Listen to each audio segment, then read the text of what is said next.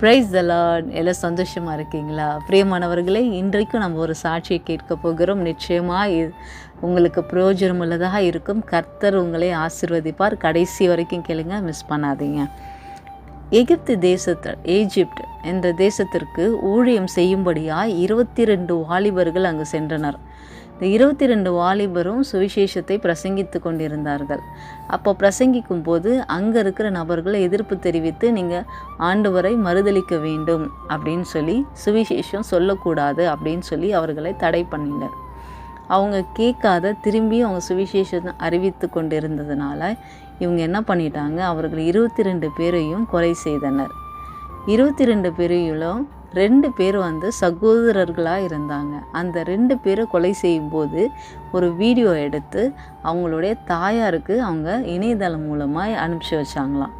அந்த 2 சகோதரரை எப்படி கொலை செய்திருப்பாங்கன்னா, அவங்க கழுத்தில் கத்தி வச்சு அந்த கழுத்தை துண்டித்து அவங்க வீடியோ எடுத்து அவங்க தாயாருக்கு அனுப்பிச்சிருப்பாங்க. இப்போ அவங்க தாயாருக்கு அந்த வீடியோ வந்துருச்சு. அவங்க தாயார் அந்த வீடியோவை பார்க்க போகிறாங்க. அப்போது அவங்க இருதயம் எப்படி இருந்திருக்கும், அவங்க எப்படி பதறி போயிருப்பாங்க, அவங்க சொந்த பிள்ளைகள் மறிக்கிறத அவங்க பார்க்கும்போது அவங்க எவ்வளோ துடிச்சிருப்பாங்க அப்படி தானே நம்ம நினைச்சோம். ஆனால் இதில் என்ன ஒரு ஆச்சரியமான விஷயம் அப்படின்றது, அந்த தாயார் என்ன ஷேர் பண்ணாங்க அப்படின்றத இப்போ நம்ம பார்ப்போம்.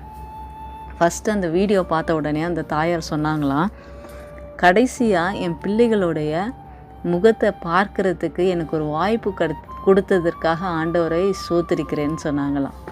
2வது காரியம் என்ன சொன்னாங்கன்னா, என் பிள்ளைகள் மறிக்கும்போது ஆண்டவரை மறுதலிக்காமல் ஆண்டவர் நாமத்தை பிரஸ்தாபப்படுத்தினார்கள், சோத்திரம் என்று சொல்லி அப்படின்னு சொல்லி அதை குறித்து அவங்க ஆண்டவருக்கு நன்றி செலுத்தினாங்களாம்.